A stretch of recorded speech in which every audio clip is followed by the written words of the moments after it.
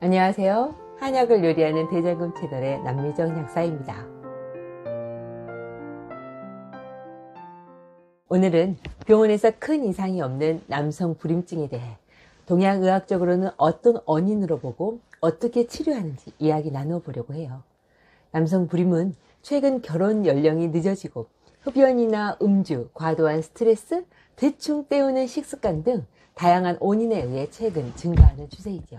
특히 장기간의 운전이나 한 자세로 오래 앉아 컴퓨터로 작업하는 환경, 각종 전자파 등으로도 하부 생식기의 온도가 올라가 정자 생성 능력이 영향을 받기도 하고요.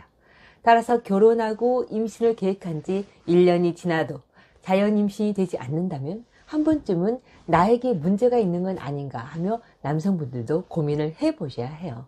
실제 불임의 40% 이상은 남성이 원인인 경우가 있거든요.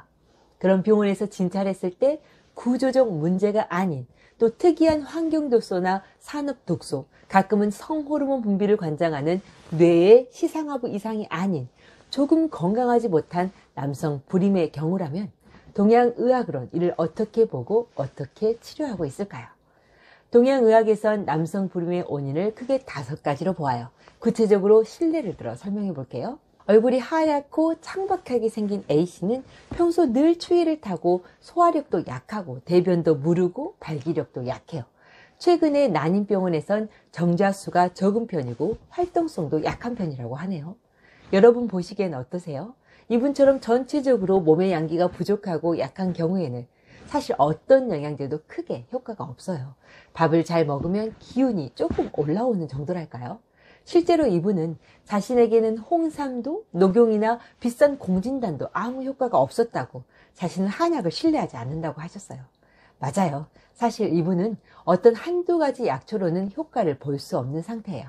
따라서 동양의학의 기본으로 돌아가 소화기관인 비위장과 심장의 양기를 보충하여 밥맛도 소화도 잘 되게, 거기에 하체 신장과 부신도 따뜻하게 하체 전체의 온도를 올려주고 혈액을 생성시키고 혈액을 추동시켜주는 약초를 추가하면 차가운 땅에 햇볕이 들고 땅의 온도가 올라가고 따뜻한 바람이 불면서 생기가 돌고 자연이 살아나듯 그렇게 인체 활력이 돌고 밥도 더 잘 먹게 되어 활동력도 좋아지게 되죠. 그리고 점차 소화력과 대변이 좋아지고 인체 활력이 생기고 생기가 조금씩 올라온다면 그때는 전기를 보충하는 녹용도 육종용이나 산수유등도 써서 하체의 양기가 오래 유지될 수 있게 도와준다면 당연히 발기력도 부부관계 지속력도 좋아지고 활발하고 건강한 정자도 잘 생성되어 임신도 가능해지겠죠. 그럼 이분에겐 정력을 위해선 아랫도리를 차게 하라 라는 말이 맞을까요? 절대 아니지요. 이분은 몸을 차게 하면 아랫도리가 냉해져서 정자를 생성할 수 없게 되어요. 이해가 되시지요? 어떤 좋은 충고든 모든 것이 체질에 따라 상대적이지 절대적으로 옳은 말은 아니라는 사실을요. 두 번째 분은 소화도 대변도 정상이에요. 하지만 늘 몸에 체력이 부족하다고 느끼고 직장생활도 힘들게 느껴지고 활기도 생기도 없어요.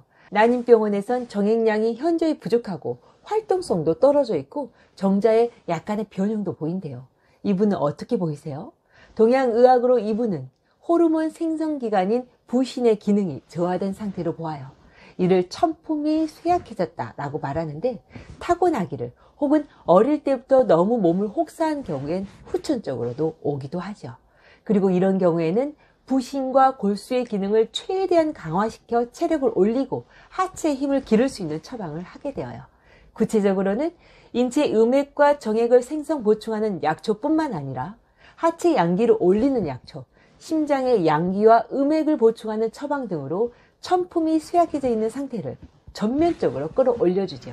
그리고 이런 처방이 그 비싼 공진단보다 훨씬 더 제대로 체력을 채우고 정력을 보충하는 정기, 정액을 보강하는 전통적인 보약 처방이라고 할 수 있는 거죠. 세 번째 분은 신경이 예민한, 그래서 조금만 흥분해도 쉽게 사정이 되어버리는 심장신경이 예민하신 분이에요. 물론 체력도 힘도 평소에 약한 편이라 어떤 일을 할 때 늘 긴장을 잘하고 자주 쉽게 피곤이 오죠. 이분의 경우는 어떠신가요? 두 번째의 경우와 좀 다르게 느껴지신가요? 네, 두 번째 분과 세 번째 분의 차이는 사실 맥박에서도 차이가 나요. 두 번째 분의 맥박은 약간 느리게 1분에 60 정도를 뛰고 세 번째의 경우는 맥박이 좀 빠르게 80 정도를 뛰죠. 그럼 세 번째 분의 치료는요? 기본적으로 천폼이 허약한 것은 두 번째와 비슷하게 부신의 기능을 보호하고 심장을 강화시키는 것은 꼭 필요해요. 다만 여기에 심장신경이 예민하여 쉽게 심장에 열이 뜨고 심신경이 안정이 안 되는 것을 돕기 위해 황련이나 용골, 모료 같은 몇 가지 약초가 더 필요하지요. 네 번째 분은 몸이 좀 비만하면서 살이 물컹한 느낌이에요. 음식도 한번 맘먹고 먹으면 끝없이 들어가고 몸도 움직이고 활동하는 것보단 주로 머리를 써서 안 움직이는 것을 선택하는 편이죠. 의외로 이런 분이 임신이 잘 안 되는 경우가 많다는 사실을 알고 계시나요? 사실 이런 경우가 몸에 정체된 수분과 가래 같은 담음이 쌓여 인체의 기순환과 혈액순환을 방해하게 되므로 정자가 생성이 되더라도 그 운동성이 활발하지 못하고 빨리 죽게 되어요. 당연히 정자의 변형성도 높아지게 되고요. 따라서 이분의 치료는 습담을 산화시키고 수분의 순환을 촉진하는 약초들이 제일 먼저 필요하죠. 물론 전체적인 순환을 위해선 엔진의 펌프력이 좋아져야 하므로 심장의 양기도 부신의 힘도 좋아져야겠죠. 물론 대변이 묽게 나온다면 위장에도 뜨거운 기운을 올려 수분이 담음으로 만들어지지 않게 해야 하고요. 이분이 이 처방을 드시면 어떻게 될까요? 정액의 질이 좋아지기 전에 몸이 전체적으로 가벼워지겠죠. 운동할 마음도 생기고 비만해진 살도 잘 빠지겠고요. 그래서 한약을 잘 쓰면 살이 찐 사람은 살이 잘 빠지고 빼빼 마른 사람은 살이 잘 찐다고 하는 거겠죠. 마지막으로 다섯 번째 분은 생각이 많은 사람이에요.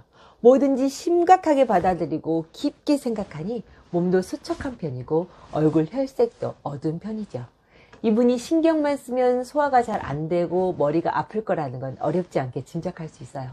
왜 생각이 많으면 위장 운동이 더뎌지고 혈액 생성이 제대로 잘 안 되어 뇌순환이 안 되어 오는 두통이 쉽게 오거든요. 당연히 부부관계는 별로 하고 싶지도 않고 발기도 잘 안 되겠죠. 왜 혈액의 질이 약해져 있는데 순환까지 안 되니까요. 그럼 이분은 어떻게 치료할까요? 생각이 많은 사람도 한약으로 돕는 방법이 있을까요? 여기에 대한 답은 100%는 아니지만 어느 정도는 약초로 가능합니다. 입니다. 가령 백출, 진피, 백두구나 치명, 시호, 변향부자 같은 약초는 생각과 마음이 정체된 것을 풀어 기순환을 촉진해 주지요.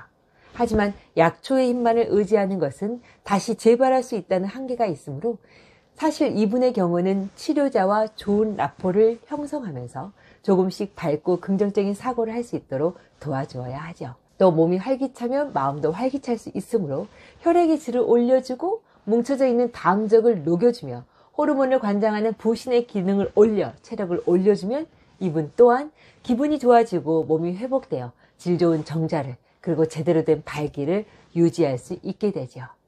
생각보다 남성 불임을 치료하는 동양의학의 치료 원리가 깊고 심오하죠. 그리고 그 깊이 때문에 치료자가 상대방을 제대로 이해하지 못하면 제대로 된 한약 처방을 할 수 없다는 것이 동양의학의 또 다른 아쉬운 점이고요. 오늘 저의 이야기가 내 몸을 건강하게 돌보고 그렇게 건강하게 되어 건강한 부부관계와 정액을 만드는 데 도움이 되는 내용이 되었길 바라며 오늘 하루도 복을 부르는 감사한 하루 되세요. 그럼 다음 시간에 다시 만나요.